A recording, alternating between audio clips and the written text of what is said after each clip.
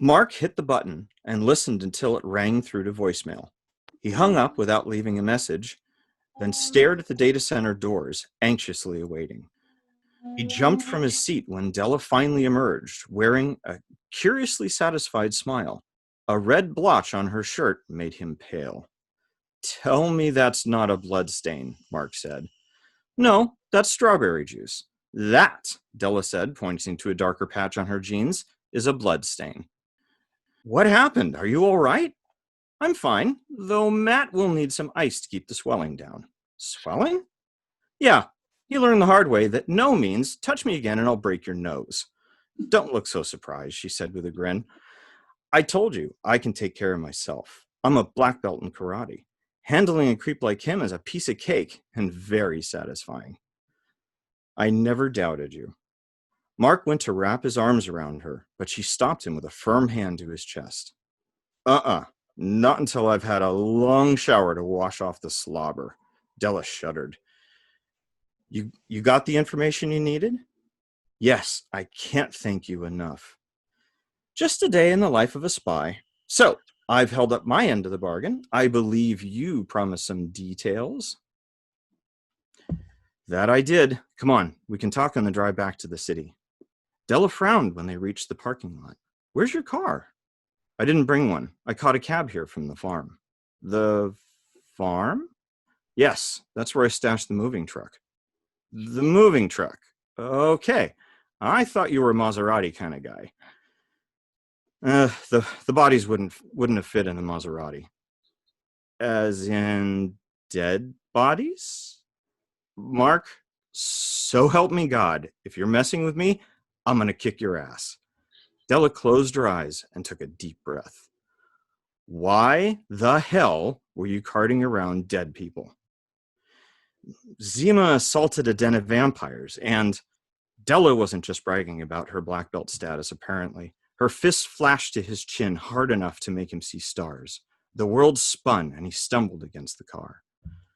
"The truth, you son of a bitch! After the shit I just went through for you, is it really so hard to..."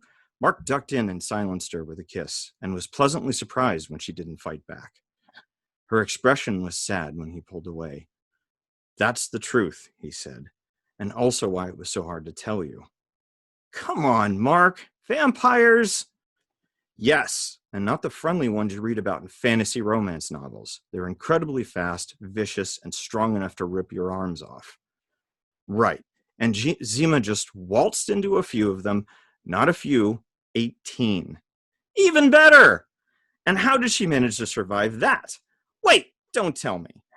Della stroked her chin thoughtfully, though the veins throbbed on her forehead and her face was as red as her hair.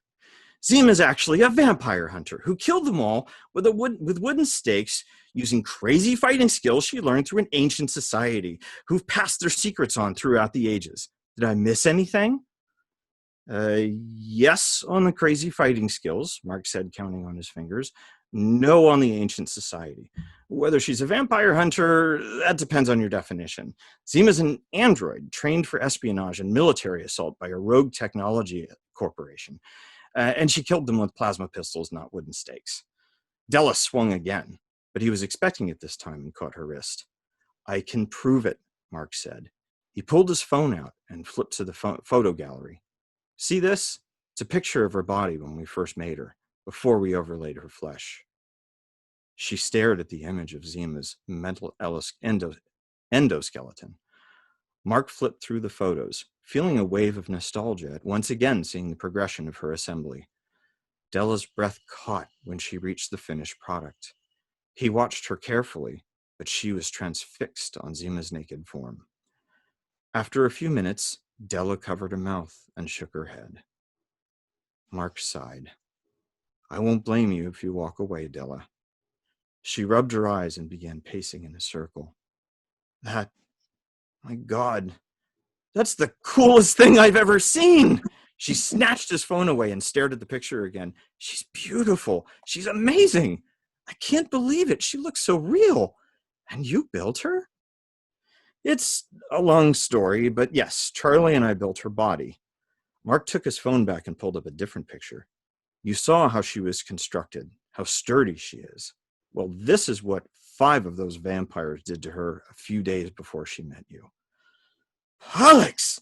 You can't even recognize her. That's right, Della. And we're pretty sure those monsters are holding Anne and Doris captive. Della whipped the door open and slid into the driver's seat. Get in. We're going to break some land speed records on the way back to Z-Tech. You might want to buckle up. Mark did as instructed. He was happy she'd decided not to leave him. And when the tires squealed around the corner and the car roared up the on-ramp, he was even happier to discover he was dating somebody who drove just as crazily as he did.